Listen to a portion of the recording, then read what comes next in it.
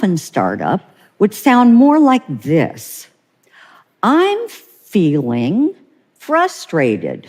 There's your feeling. About needing to cook dinner every night. That's the situation. Hear all the I's? Would you please take me out to dinner tonight?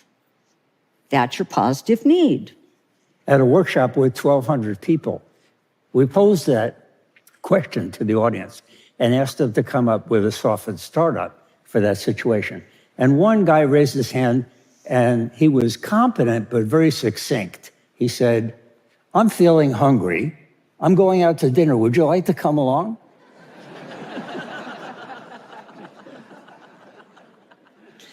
Later on, we gave an example about sex. The entire audience went silent and very shy, except for this same guy. So I had to call on him, right? So he went over the top a little bit, and this is what he said for a softened startup.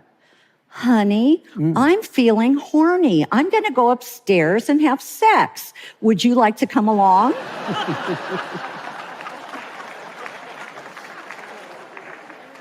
One finding that really shocked us in our research was this.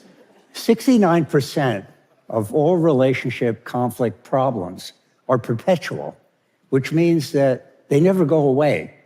They never get fully solved. And so we learn that conflict really mostly needs to be managed rather than solved.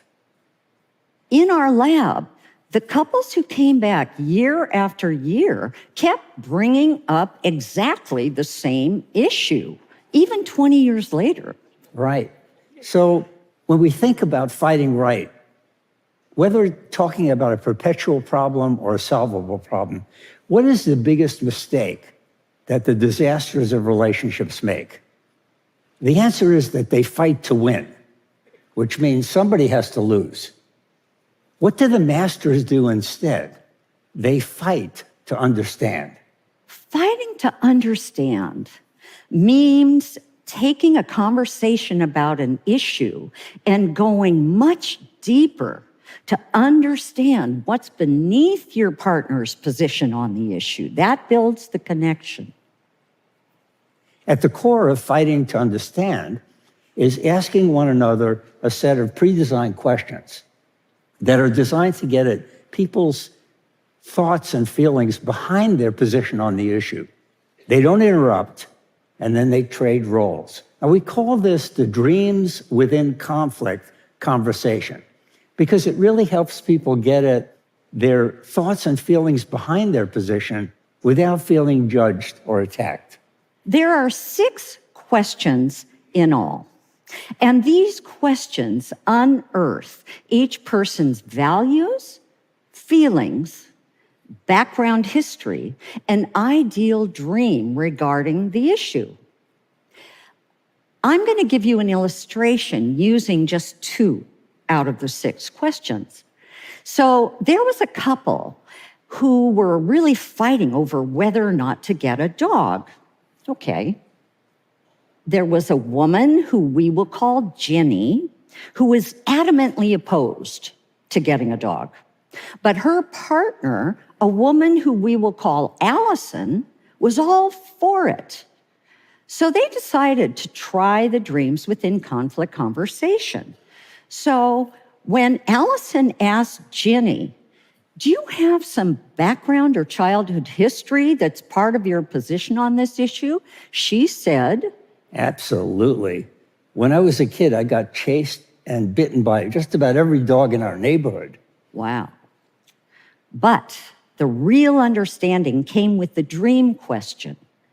So what is your ideal dream here regarding this issue? You know, if we don't have a dog, we're not tied down, we're not burdened. We're free to travel the world together and have adventures together. That's what I really want. Now listen to what Allison said when she was asked about the childhood history question. She said, you know, when I was a kid, I was all alone.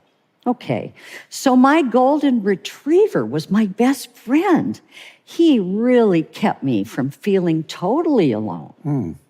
And to the dreams question, she said, You know, I see getting a dog as a practice run for having kids and having a family.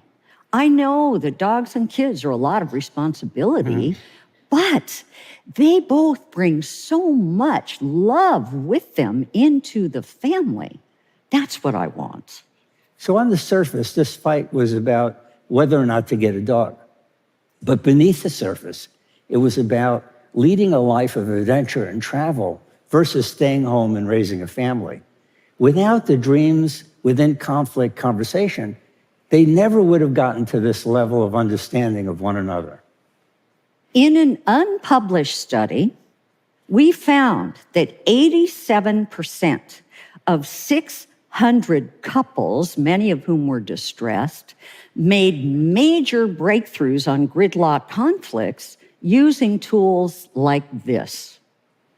So now, if we look around our world, we see a world that is caught in win-lose battles that are so polarized. So the same thing we're seeing in our couples, who are also locked in win-lose standoffs